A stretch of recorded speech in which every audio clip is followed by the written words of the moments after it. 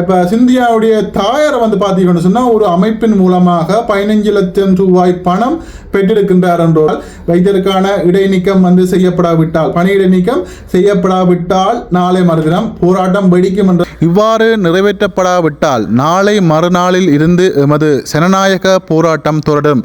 Hi hello வணக்கம். மற்றும் ஒரு காணொலி வாயிலாக சந்திக்கிறோம். இன்றைய நாளில் ஒரு சில முக்கியமான தகவல்களோட உங்களோட வந்து சந்திக்கிறேன். யாராவது எங்கள் சேனலுக்கு வந்து புதுசாக பார்க்குறீங்கன்னா மறக்காமல் சேனலை சப்ஸ்கிரைப் பண்ணி பாருங்கள். அப்போ தான் நான் போடுற காணொலி எல்லாமே வந்து உங்களுடைய நோட்டிஃபிகேஷனில் வரும். உடனுக்குடனே நீங்கள் பார்த்து கொள்ளலாம் என்றதை வந்து தெரிவித்துக் கொள்கிறேன். இன்றைய நாளில் வந்து பார்த்தீங்கன்னு சொன்னால் எல்லாருக்குமே தெரியும், அதிகமான மக்கள் பேசுகின்ற ஒரு விடயமாக மன்னாரில் வந்து பார்த்தீங்கன்னு சொன்னால் 27 வயது மதிக்கத்தக்க சிந்தியா என்கின்ற ஒரு பெண் இறந்த.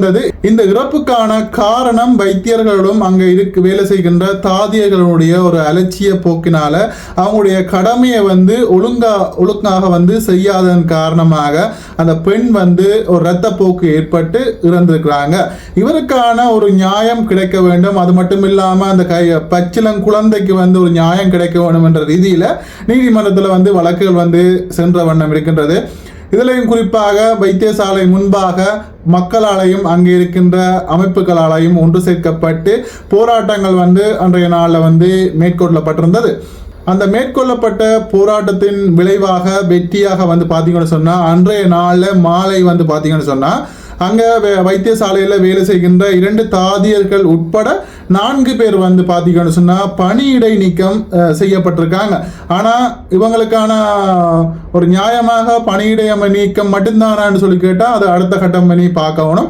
இதுலையும் குறிப்பாக வந்து அந்த வைத்தியசாலையில் வந்து அந்த பெண்ணுக்குரிய வைத்திய சிகிச்சையை வந்து ஒழுங்காக அளிக்காத அந்த வைத்தியருக்கான பணியிடை நீக்கம் இன்று வரைக்கும் வந்து பார்ப்பதாக கூறுறாங்க. இல்லை என்றால் நாளை மாலை வரை அவருக்கான பணியிடை நீக்கம் வந்து வழங்கப்படாவிட்டால் நாளை மறுதினம் வந்து பார்த்தீங்கன்னு சொன்னால் மீண்டுமாக மன்னார் வைத்தியசாலை முன்பாக அன்றைய நடந்தது போன்றே போராட்டம் வந்து வெடிக்கும், போராட்டம் நடக்கும், நீதி கிடைக்கும் வரை போராட்டம் நடக்கும். வைத்தியருக்கான அந்த பணியிடை நீக்கம் கொடுக்கும் வரை அந்த போராட்டம் வெடிக்கும். அந்த பெண்ணுக்கான அந்த குழந்தைக்கான ஒரு நியாயம் கிடைக்க வேண்டும் என்று சொல்லி மீண்டுமாக பதிவுகள் வந்து பேஸ்புக் தளங்களாக இருக்கட்டும், வைத்திய செந்தூரனாக இருக்கட்டும், அவங்களும் வந்து பதிவுகளை வந்து போட்டிருக்கிறத வந்து பார்க்கக்கூடியமாக இருந்தது.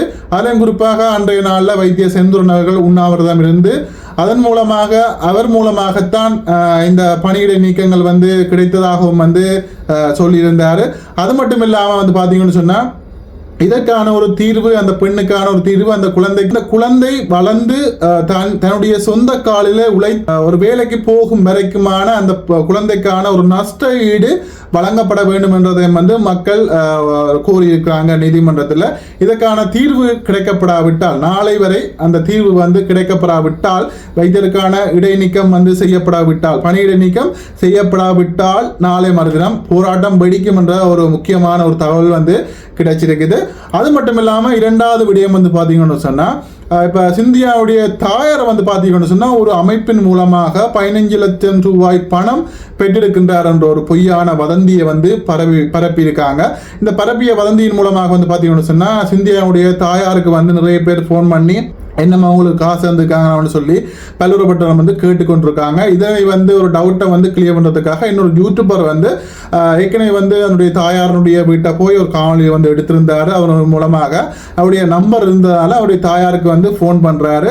ஃபோன் பண்ணி அம்மா எப்படி இருக்கிறீங்க, குழந்தை எப்படி இருக்காங்க, ஓகே சந்தோஷமாக இருக்கிறீங்களா, ஓகே எப்படி அம்மா போகுதுன்னு சொல்லி கேட்டுட்டு அந்த அம்மா சொல்கிறாங்க, தம்பி பொய்யான ஒரு வதந்தி வந்து பரம்பி கொண்டிருக்கு தம்பி, நாங்கள் வந்து ஒரு அமைப்பிடம் இருந்து 15 லட்சம் ரூபாய் காசு நாங்கள் வாங்கினாங்க என்று சொல்லி வைத்தியசாலையில் இருந்தும் மற்றது அங்கே ஒரு சில பேர் வந்து பொய்யான தகவல்களை வந்து பரப்புறதுக்குண்டே ஒரு சில பேர் இருப்பாங்க.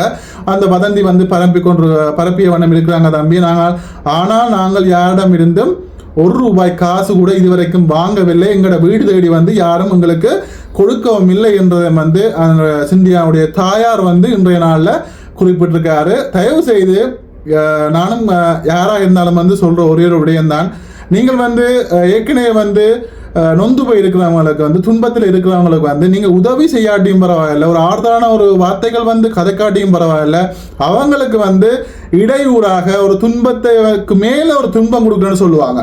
அந்த இதில் துன்பம் கொடுக்காம இருந்தாலே வந்து போதுமான ஒரு விடயமாக இருக்கும். அவங்க கஷ்டமான ஒரு விடயமாக ஒரு தாயார் வந்து பார்த்தீங்கன்னு சொன்னால் தன்னுடைய 27 வயது மதிக்கத்தக்க பிள்ளையை இழந்து தன்னுடைய அந்த பிள்ளையினுடைய பச்சிலங்குழந்தையை வளர்க்குறதுக்கு வந்து இவ்வளோ பாடுபட போகிறாங்க. அவங்களுடைய அந்த சிந்தியாவுடைய கணவர் வந்து இவ்வளவு பாடுபட போகிறாங்க. அவங்க உறவினர்கள் எல்லாமே சேர்ந்து அந்த குழந்தையை வளர்ப்பதற்கு இவ்வளவு பாடுபட போகிறாங்கன்னு சொல்லி யோசிச்சு பார்த்தாலே மேலே வந்து அவ்வளவு கவலையாக இருக்குது. ஆனால் யாராவது நீங்கள் உதவி செய்யணும்னு நினச்சா அவனுடைய குடும்பத்துக்கு நேராக போய் அவங்களுடைய தாயாருடைய கையிலேயோ அவருடைய கணவனுடைய கையிலேயோ உங்களால் என்ற காசை கொடுத்து நீங்கள் உதவி செய்கிறது வேற விடயம். ஆனால் உதவி செய்யாமலே 15 லட்சம் ரூபாய் காசு வந்து அவங்க வாங்கியிருக்காங்கன்னு சொல்லி ஒரு பொய்யான ஒரு குற்றச்சாட்டை முன்வைப்பது என்பது ஒரு தவறான ஒரு விடயம். வெந்த புண்ணில வேலை பார்த்துன்னு சொல்லுவாங்க. நொந்து போய் இருக்கிறவங்களுக்கு மேலும் மேலும் வந்து நீங்கள் வந்து துன்பத்தை கொடுக்காதீங்க. உங்களுடைய அன்பை கொடுக்காட்டியும் பரவாயில்ல, தயவு செய்து துன்பத்தை கொடுக்காதீங்க என்று சொல்லி இந்த இடத்துல 2 முக்கியமான விடயங்களை வந்து உங்களோட பகிர்ந்து கொள்ளணும். மக்களாக்கி நீங்கள் வந்து என்ன விடயங்கள் நடக்கின்றது, இந்த வழக்கின் தொடர்பாக என்ன விடயங்கள் நடக்கின்றன்னு சொல்லி மக்களாக்கி நீங்கள் யோசிச்சு கொண்டிருப்பீங்க. இந்த கிடைக்கப்பட்ட தகவலை உங்களோட வந்து நினைக்கிறேன்னு பாருங்க. அது மட்டும் இல்லாமல் நாளை மறுதினம் போராட்டம் இருக்குன்றதை வந்து உறுதிப்படுத்தும் விதமாக வைத்திய செந்தூரன் அவர்களும் பதிவு வந்து போட்டிருக்காரு. மற்ற இன்னொரு பேசு தளத்திலிருந்தும் உறுதிப்படுத்தப்பட்ட தகவலை வந்து நான் நினைக்கிறேன். பாருங்க, பார்த்துட்டு உங்களுடைய இந்த காவலை பற்றிய கருத்துக்களை வந்து சொல்லுங்க. கண்டிப்பாக இறந்த சிந்தியாவுக்கான ஒரு கண்டிப்பான ஒரு நீதி கிடைக்க வேண்டும். அது மட்டும் இல்லாமல் அந்த ஒரு பச்சிளம் குழந்தைக்கு வளர்ந்து அந்த பிள்ளை வந்து தன்னுடைய சொந்த காலில் நிற்கும் வரைக்கான அந்த குடும்பத்துக்கான அந்த பிள்ளைக்கான ஒரு நிவாரண தொகை வந்து வழங்கப்பட வேண்டும். இதில் வந்து பிழை செய்தவர்கள் கண்டிப்பாக தண்டனை வந்து வழங்கப்பட வேண்டும். அவர்கள் வந்து சிறைக்கு வந்து செல்ல வேணும். அதுதான் வந்து ஒரு முக்கியமான ஒரு விடயமாக வந்து பார்க்கப்படுகின்றது. ஓகே, இந்த காணொலியை பற்றிய கருத்துக்களை சொல்லுங்க. இன்னொரு அழகான ஒரு காணொலி வாயிலாக உங்களிடம் வந்து சந்திக்கிறேன். நான் உங்கள் மது. பாய்.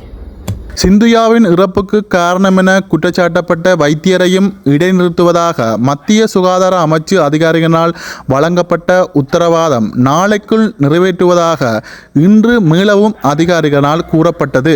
இவ்வாறு நிறைவேற்றப்படாவிட்டால் நாளை மறுநாளில் இருந்து எமது ஜனநாயக போராட்டம் தொடரும். நன்றி. பொது அமைப்புகளின் ஒன்றியம், மன்னார் மாவட்டம் என்று சொல்லி இந்த பதிவு வந்து நான் ஃபேஸ்புக் தளத்தில் வந்து பார்க்கக்கூடிய மாதிரி இருந்தது. இந்த பதிவு வைத்திய செந்தூரன் தன்னுடைய ஃபேஸ்புக் பக்கத்தில் வந்து இணைச்சிருக்கிறதையும் வந்து பார்க்கக்கூடிய மாதிரி இருந்தது. அந்த பதிவையும் வந்து உங்களுக்காக வாசிக்கிறேன், கேளுங்க. குறித்த வைத்தியர்களுக்கான பணியிடை நீக்கமானது இன்றைய தினம் கிடைக்கப்பெறும் என எதிர்பார்க்கப்படும் நிலையிலும் நாளைய தினம் அரசு அதிபர் தலைமையில் பொதுமக்களின் அமைப்பினருடனான முக்கிய சந்திப்பு ஒன்று நடைபெறவுள்ள நிலையிலும் அடுத்த கட்ட போராட்டம் தொடர்பிலான முடிவுகள் நாளை எடுக்கப்படலாம் என்றதை வந்து வைத்திய செந்தூரன் அவர்கள் தன்னுடைய பேஸ்புக் பக்கத்தை வந்து இணைச்சிருக்கிறாரு. ஒரு சில வேளைகளில் நாளைய தினம் அந்த வைத்தியருக்கான பணியிடை நீக்கம் இடம்பெறவில்லையானால் நாளை மறுதினம் வைத்தியசாலை முன்பாக போராட்டம் வெடிக்கும் என்றதை வந்து இன்றைய நாளில் உறுதிப்படுத்தப்பட்ட தகவல் வந்து வெளியாகியிருக்கின்றது.